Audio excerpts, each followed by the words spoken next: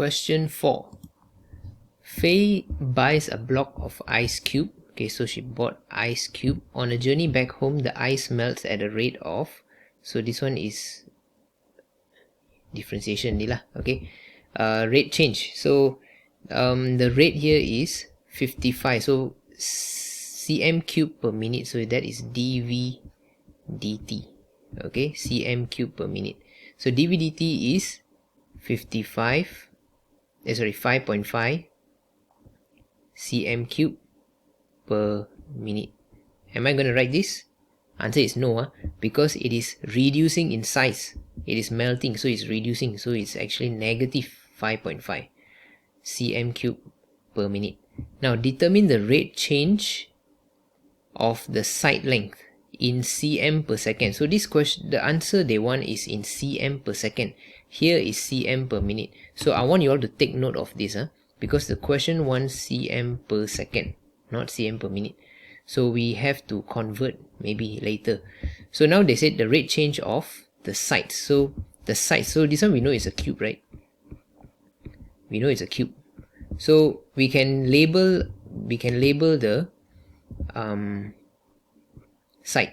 Let's say you want to use x also can, you want to use l also can. So let's say we say the side is l lah. So because it is cube, so all the sides are the same length. So if I write this in terms of the rate change of the side length is going to be dl over dt.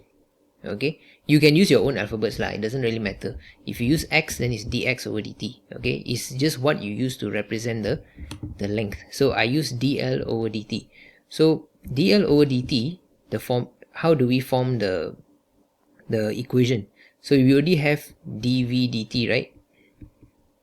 Times, so you want to have dl.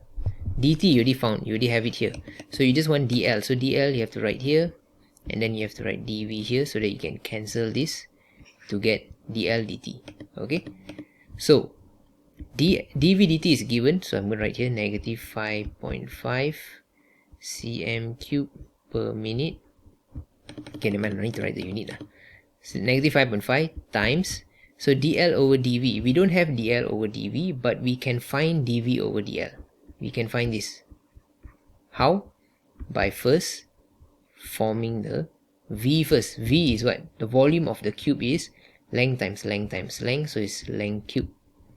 Okay, so if you differentiate dv over dl, you get 3l square equals to, so what is the length?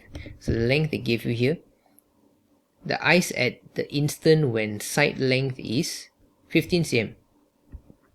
So the length is 15 cm. So 3 times 15, 15 square, not cube. So 3 times 15 square, you get 675. Okay, but you are not looking for dv over dl. You are looking for dl over dv. So that is, you have to invert. You get 1 over 675. So you times 1 over 675. So your answer here, you should get negative 11 over 1350. Now what's the unit for this? This is cm per minute. Why is it per minute? Because you see here, this dt, right?